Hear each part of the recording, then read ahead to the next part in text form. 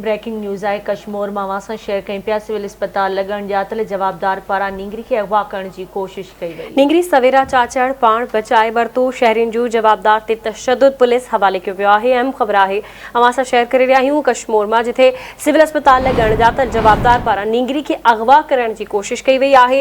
नींगरी सवेरा चाचड़ पाण बचाए वरितो आहे। शहरियुनि जूं जवाबदार ते तशद्दुद पुलिस हवाले कयो वियो आहे। हिकु भेरो ॿीहर मां अहम ख़बर खां आगाह करे रहिया आहियूं। सिविल अस्पताल लॻ अणॼातल जवाबदारनि पारां नींगरी खे अगवा करण जी कोशिश कई वई आहे।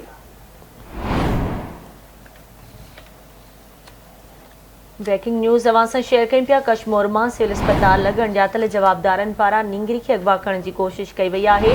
नींगरी सवेरा चाचड़ पाण बचाए वरितो। शहरियुनि जवाबदार ते तशद्दुद करे पुलिस हवाले कयो आहे। हिकु भेरो ॿीहर मां अहम ख़बर खां आगाह करे रहिया आहियूं। कश्मीर मां सिविल अस्पताल लगण जातल जवाबदार पारां नींगरी खे अगवा करण जी कोशिश कई वई आहे। तफ़सील मालूम कंदासीं आवाज़ जे रिपोर्टर अहमद अली सियाल खां। जी अहमद अली, कहिड़ा तफ़सील आहिनि वाक़े जे हवाले सां? हाँ जी बिल्कुल, मां तव्हांखे ॿुधाए थो कश्मीर सिविल अस्पताल में नामालूम शख़्स 68 सालनि जी सवेरा चाचड़ के अगवा करण जी कोशिश कई वई। छोकिरी के अगवा करण दौरान छोकिरी रड़ियूं कयूं, जंहिंमें पाड़े वारनि छोकिरी खे बचाए वरितो आहे ऐं अगवाकार आहे उनखे भी पकड़ियो वियो आहे। पकड़ण खां पोइ उतां जी अवाम उनखे सख़्त तशद्दुद जो निशानो बणाए कश्मीर पुलिस हवाले कयो वियो आहे। पुलिस उनखे कुझु जगह ते रखी उनखां पुछा ॻाछा कई थी वञे।